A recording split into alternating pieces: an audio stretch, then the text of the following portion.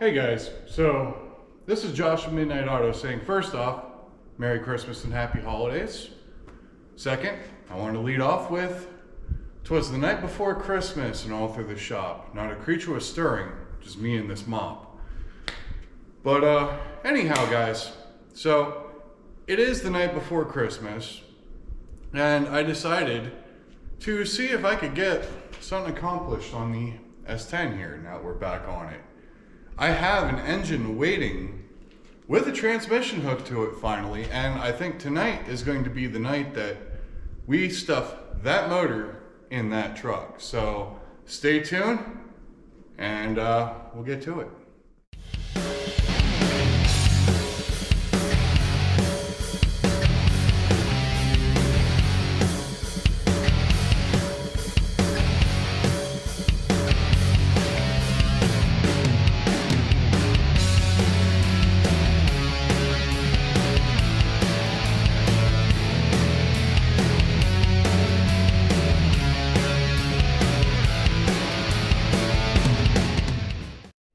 Alright guys, so anybody who knows me knows that I've been trying to get a bunch of stuff done in the background of this particular event, trying to get everything prepared and ready.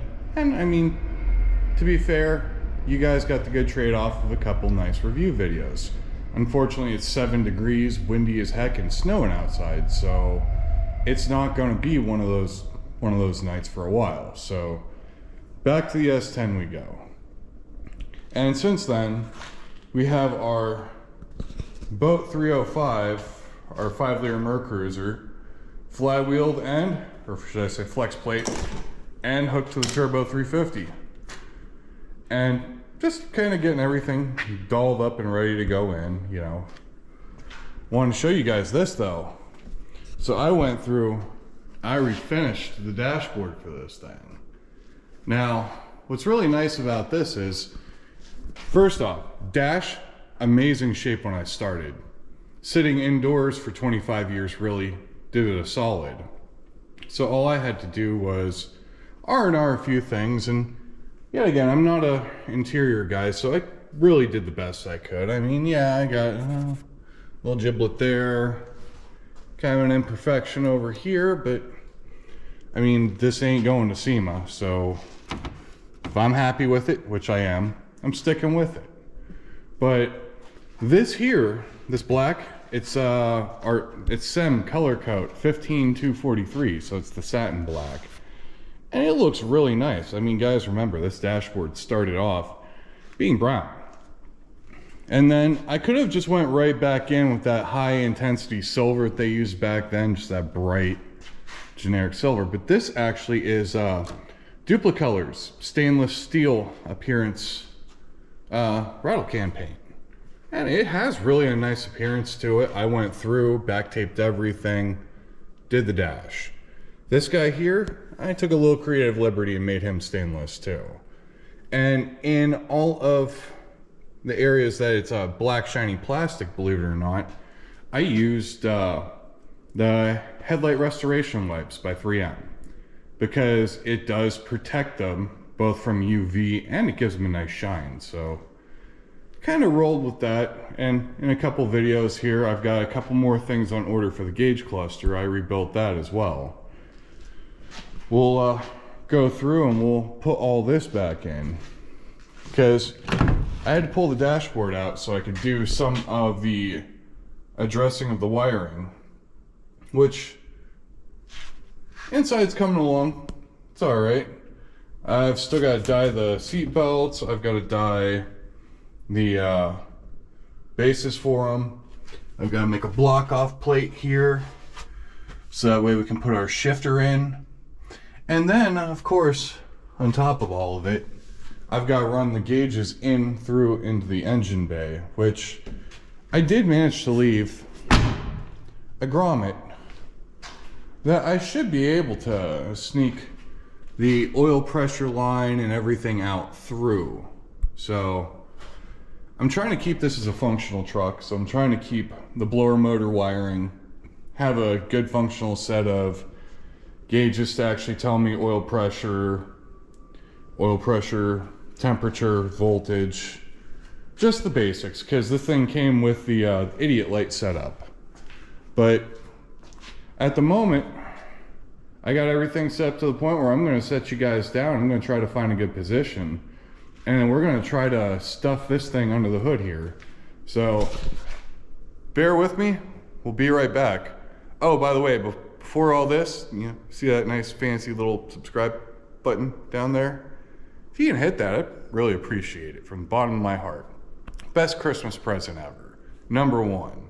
Number two, if you like it and you actually like it, you know, I appreciate that too.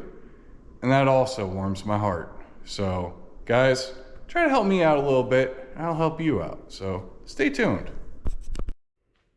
All right. So I know there's nothing new about this to most guys in the S10 world, but it's a first for me, believe it or not. And on an S10, I've done a lot of other engine swaps. Obviously, my Monte Carlo, which in a nice way was designed for that particular chassis or that engine design. So that worked out pretty easy. I've done a number of other swaps, but this one here, I kind of wanted you guys to see how fun it is to size one in. Now, I'm going to put you on fast forward because first off, I'm sure I'm going to use some language that YouTube really doesn't care for, and most good Christian folks. But number two, that way you guys aren't bored to tears listening to me cuss and swear and do this by myself, which, you know, it's a night where everybody else is out and about doing their own Christmas thing. I'm trying not to bother too many people. So I'm going to do this. So I'm going to put you guys on fast forward and we're going to start stabbing this thing in.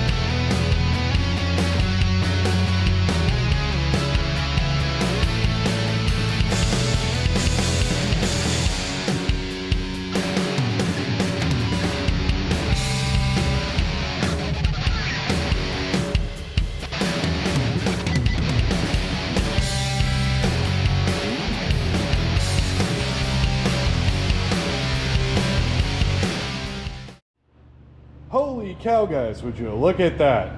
There's a small block Chevy in the front of an S10.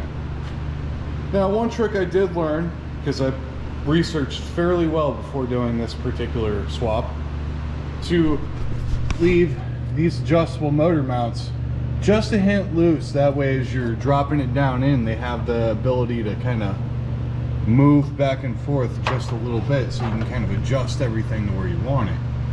But to look at this though, there's actually a fair bit of room back here the way I have it set in there, and it fit with the boat oil pan, which at the point I put that back on, I had an idea that it might work, but I also had figured that if it didn't, I'd have to pull this all back out and figure something else out.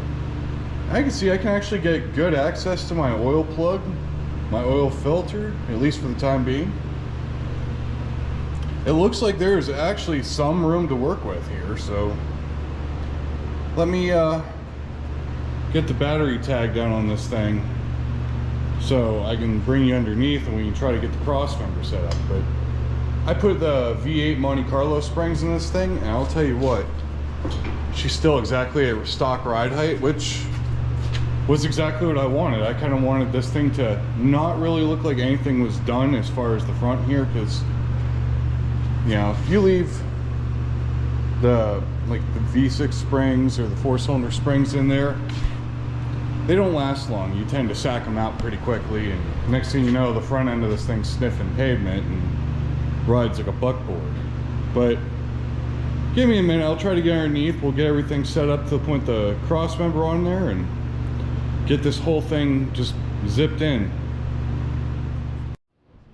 Hey everybody, so it's a couple hours later. I've been trying to futz with the transmission cross member because now motor's in there. But one thing I do know about an S10, I was kind of hoping I could work around, was the original cross member from it being a 4-speed manual 4-cylinder. And I'm going to bring you guys in on what I've come up with. You know, for future scientific purposes and whatnot. So I moved the cross member back because we do have several different holes here, and normally it would use these two, but if you move it back to these two, everything lines up. So I'm assuming that's for like the V6 mount, which may work in this situation, but to jack the motor up and keep it level up front there, it comes nowhere near this thing. And I even moved it back to see if maybe I can modify it. Now, I don't have access to a welder here, so that's kind of out of the option, or else I would just cut this mount out, flip it over, and burn it on and call it a day. But I think I am going to be stuck actually getting the proper V8 cross member for this thing, which will put it, you know, another couple weeks behind, because why not? But I kind of wanted to bring you guys in and let you see, you know, kind of what you're dealing with here when you are putting 10 pounds of motor in a 5-pound truck. It's a lot of reconfiguring, because I don't think anybody at GM really thought that somebody was going to go through all of the effort to put a V8 in it, at least a couple years in. But I mean, honestly, I got the jack underneath it holding it up. Motor's fairly level. I'm trying not to have too much of an incline back there. But I mean, it does clearance well. When I had it bolted down, I tried knocking the box back a little and chipped my valve cover, which I can just dab a little paint on, it'll be fine. But I've actually got to get the proper part, which for me, we'll get her done. But the motor's in, so keep watching. We'll get her to a point where she starts and runs. So this is Josh from Midnight Auto saying Merry Christmas, Happy Holidays, and I hope you guys have a wonderful night. I'll see you on the next one.